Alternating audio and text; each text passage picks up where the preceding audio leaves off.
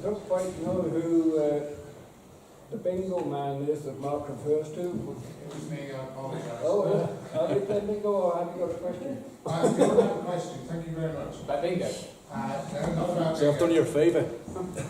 Some things have been touched on about on nimble legislature, the requirement to diversify our economy and to tackle some of the social problems related to mental and ill health.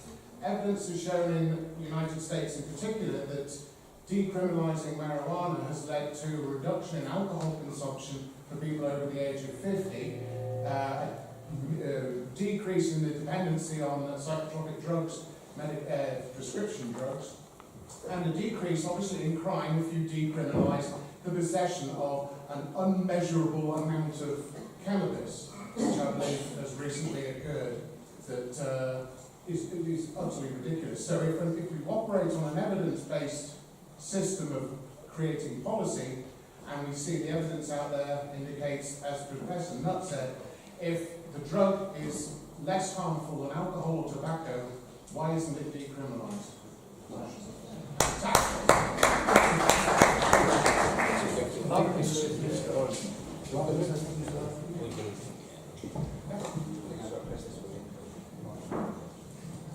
Yes, thank you very much, Andrew. You get a good question from you. Yeah, it is a very hot topic that's been discussed, and of course the Chief Minister himself, I think, had designs on trying to introduce something along these lines. And in this particular case, I think you're right, it is all about evidence, and that's exactly what we as politicians must do. We must compile evidence, not just take a personal view and try and drive something through. And for this, I would actually, first and foremost, look to see what the professionals actually say. I didn't actually get a chance to meet Professor Nutt when he was here, but I think he gave quite a strong and fairly compelling statement and compiled his own evidence. The first people, of course, we need to ask is our medical profession. The second people we need to ask is our police force. And therefore, once you do that, then you will start to get, I think, a more rounded, measured view. I'm aware of several people that smoke marijuana purely on a medicinal purpose and clearly do get a benefit out of it. So I do think it would behoove the next government to actually investigate this further, to actually determine if this is a reality. Of course, I've read what's happening in the US there. It's generating significant economic benefit. But is there any other social issues that do go along with that? And that to be honest with you, I don't have the evidence to be able to give you what I would regard as a measured view at this particular time, but I'd certainly welcome an opportunity to investigate it further.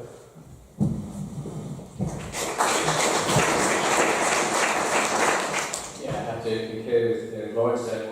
The most important point that you used was evidence-based. I mean, if you look at any of the evidence from any of the places where it has been decriminalised or legalised, there is a wealth of evidence about the effects for society, about the effects for the individual users. The relevant neuroscience research shows that there will always be a certain percentage of people who are prone to serious addiction problems.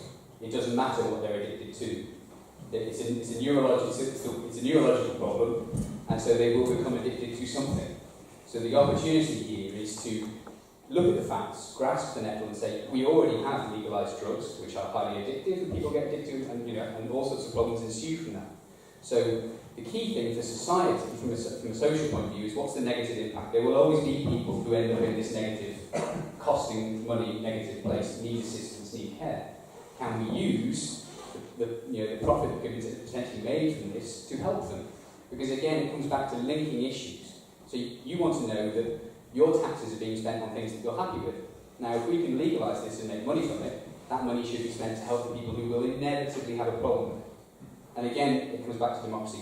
There will be some people in this room who think that's a terrible idea. And there will be some people who will think, yes, that's a fair way forward. Ultimately, you should be given a choice so that you know that everybody had a choice, everybody had the opportunity to look at the evidence and say, okay, I agree with that or I don't agree with it. We can't say whether people will actually read what's been written or not, unfortunately, but that's society. There has to be a choice. And I take your point, and I think that there is potentially a benefit to be had for society, because fundamentally, the war on drugs, we're not winning. It's not going to be one. Unwinnable, yes, exactly.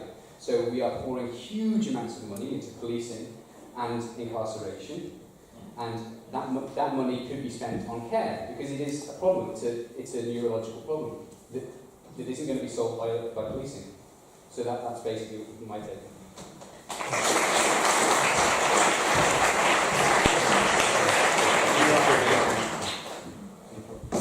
Yeah, I think it's on. Yeah. I feel like Terry Wogan with this. Okay, now for those of you who do know me, you'll know who my father is. He used to be the local police inspector, so you'll know that I've grown up in a very strict household where drugs is an absolute no-no and so on. But that didn't stop me having a few beers in my time, to which I did get the odd clip around the year. Now, this topic is, over the years, it's become more of a difficult one. I think we would probably agree that the big pharmaceutical companies would not like us to use cannabis in a medicinal sense. Now, in my manifesto, I've pointed out some of the reasons why we could use cannabis for medicinal reasons. So, for example, it has positive effects on epilepsy, certain forms of cancer, Crohn's disease, arthritis, inflammation, multiple sclerosis. So, from a purely medicinal point of view, I can see why there's a good reason to be doing this. There was talk before about recreational cannabis and the tax revenues. I know California have done very well out of this. They really were up to their necks in debt before they actually legalised cannabis, and now they're paying off that debt, and they're doing very well. But I don't think the fiscal reason is the reason why we should explore this. Now, the question, I think, alluded to the social aspects. And for me, I just don't know enough about the social side of it, whether cannabis is better for you than alcohol. Maybe we just shouldn't drink. I don't know. As James said, there's going to be people in here who are for, there are people who are against. So for me, I think it's got to be, let's investigate this fully. Let's provide that information open and honestly. And this is one where I would agree with James and say this has to go to the public. Now, there are going to be people who strongly disagree with this.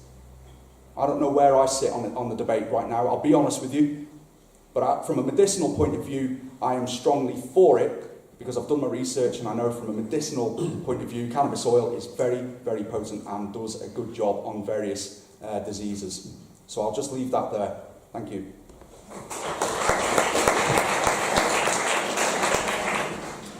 I have a bit more insight into this topic, as I lived in the Netherlands for 10 years, where of course it is, in the Amsterdam region, legal to buy marijuana. Outside that it's not. So what did I see? I saw a lot of people, they would spring up outside the sorts of coffee shops, but the police could actually shut them down. So you'd have in the centre of different towns throughout the Netherlands, a place where you could go and buy marijuana. They weren't particularly nice places, they were called coffee shops, but you wouldn't go in there for a cup of coffee. And it attracted a lot of people that kind of struggled, I think, with a lot of things in society. They certainly weren't particularly pleasant. Obviously, I accept that there's a sort of curiosity, but so then research has shown over years that, of course, prolonged marijuana use does lead to increased psychiatric problems. So in the recreational area. So, and I don't think, obviously, the media effects of it, would really, having seen that there, would really work here myself. Of the medical benefits, then so be that. Obviously, we have to be pragmatic in that. But I think it's important for governments, or for government to say, well, what we're trying to do, and beer and so forth. We can sort of turn a little bit of a blind eye, but it is quite important, really, that I think we sort of excel the health and a full lifestyle, and we use drugs in a sense, or medical drugs, where it's necessary, to help us get better, or such forth. But I think it's important that government do separate that. I don't think it should be a blurred line.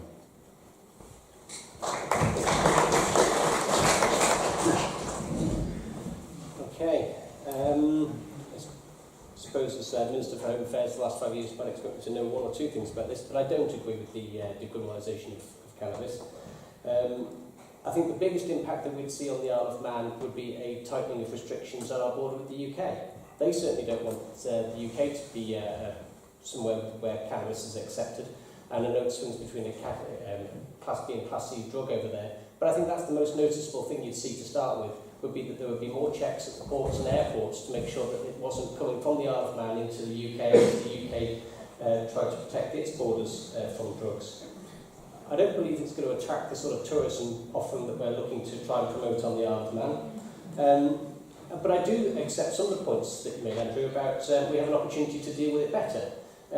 We do, for first offences, have a drug arrest referral scheme and a police caution in order to try and adapt behaviour. We do use community service interventions early on, but there are harsh sentences for importers. That doesn't mean we're coughing up the $57,000 a year takes to keep someone in prison, because we send them back.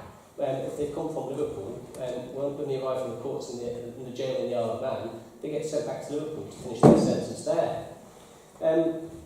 Medically, there's been a few things about the medical benefits. It is on the formulary, it can be prescribed. That's what happens with alternative stuff. It becomes medicine and it can be prescribed, and you can have cannabinoids prescribed on the Isle of Man. Like any drug, it's not wise to self-prescribe. That's something that is something for doctors to do. I'm not in favour of adding more drugs to this. There are damaging effects in society, and I've seen some of the damaging effects in the prison and in the community. But as I say, I think the biggest reason, certainly in terms of the way of life here, would be the disruption of off-island travel as the UK looks to protect its borders.